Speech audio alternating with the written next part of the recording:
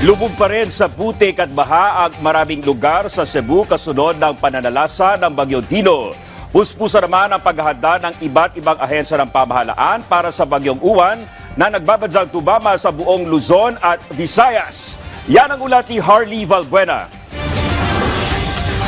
Bumungad ang isang tila sinkhole na ito sa Cebu kasunod ng pananalasa ng Bagyong Tino.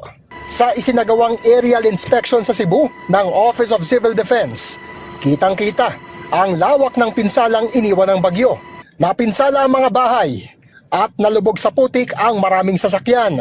Ayon sa OCD, pumalo na sa kabuuang 188 ang mga napaulat na nasawi dahil sa Bagyong Tino. Pinakamarami ang namatay sa Cebu na umabot na sa 139. 135 naman ang nawawala, habang halos 100 ang nasugatan. Nasa mahigit 2.4 milyon na katao o mahigit 680,000 na pamilya ang apektado mula sa 32 probinsya sa 8 rehiyon.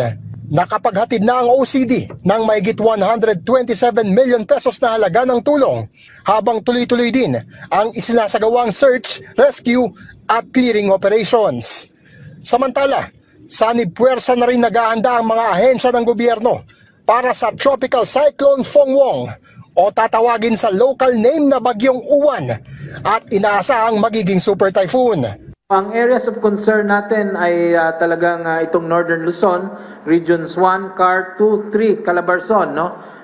And Region 5. Kasi napakalaki po nitong bagyong ito, and it might even reach, no, yung rain bands niya. Kung bababa pa siya, pwede pong umabot sa Region 6, NIR 7, and Region 8. Kaya naman ang mga nasalanta ng Bagyong Tino, pinaghahanda na rin sa Super Typhoon Uwan at pinapayuhan ng mga lumikas na manatili muna sa evacuation centers. Dito sa Region 7, marami pong nasiraan ng bahay.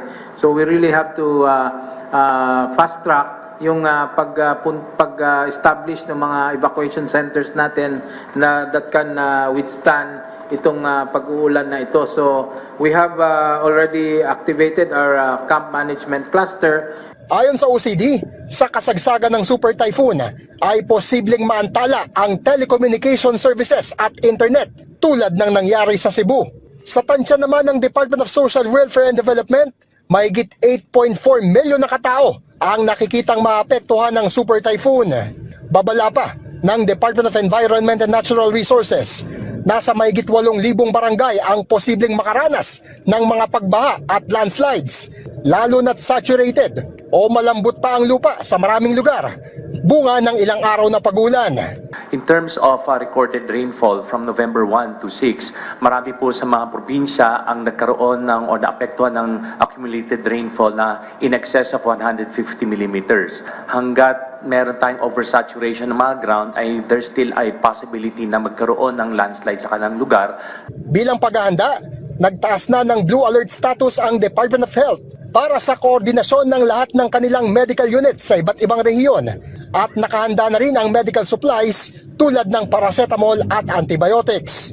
Ang DSWD naman may nalalabi pang 2.7 billion pesos na halaga ng stockpile food and non-food items at standby funds. Dahil sa nagbabadyang super typhoon, pinapayuhan ng OCD ang publiko na ipagpaliban muna ang mga lakad lalo na ngayong weekend, at maghanda na rin ng stock ng pagkain sa bahay na sasapat para sa 3 araw. Gayun din ang mga importanteng kagamitan sakaling mawala ng kuryente. Hardy Valbuena para sa Pambansang TV sa Bagong Pilipinas.